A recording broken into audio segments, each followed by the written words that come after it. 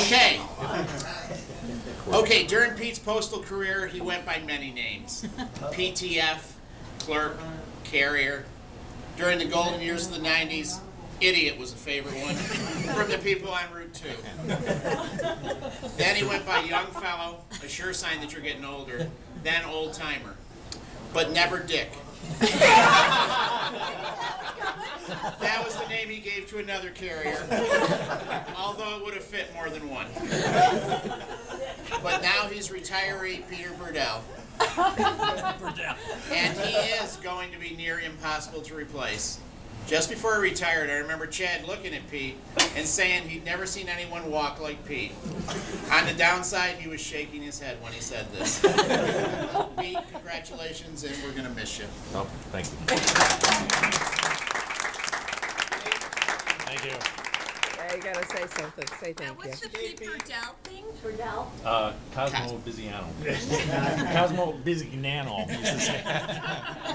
He couldn't pronounce my name, so he just made up one. Well, thank you, everybody. Like I said, it's been over 33 years that I worked for the post office.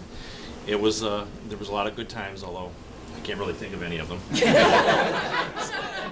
But it was a pleasure working with all of you. You made it fun, and as fun as possible. So, I do have one little story, if I can get it out. I've told some of you before. Back when I was on Route 2, which was the hardest route at the time. And now. There were people that lived at 25 Lower Main Street, which I'm sure it's a different number now, but they were the Blakes. And they were an older couple, and George A. Blake was the older man there.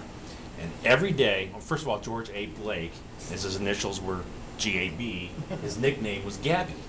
So every day he'd come out and he would chat with me, and it was very nice. I always look forward to it a little bit, because he didn't like stay too long. It was just nice. He'd come out and say hi, and he'd realize I had other work to do. I had to keep going. So one day anyway, he didn't come out, and his wife came out and she said, "Your friend is in the hospital." And I said, "Oh, I'm sorry to hear that." And then she gave me his room number at the hospital. And I got home to Linda. I said, "Do you think she wanted us to go visit him?" And I said, "I don't really want to do that." She said, "Well, it won't hurt you to do that, to go visit him in the hospital." She said, "I'll go with you."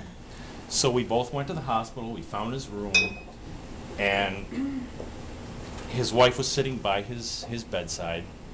And we walk in the room, and she goes, "Oh, look who's here. It's Pete." And Gabby kind of lifted himself on his elbows, and he looks and squinted at me, and he goes, "Who the hell is Pete?"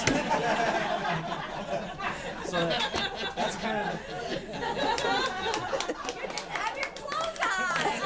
I had my So anyway, that's kind of the story of my career. So thank you all. I appreciate it. That was kind of the same thing Ron Marcellus said about Ray.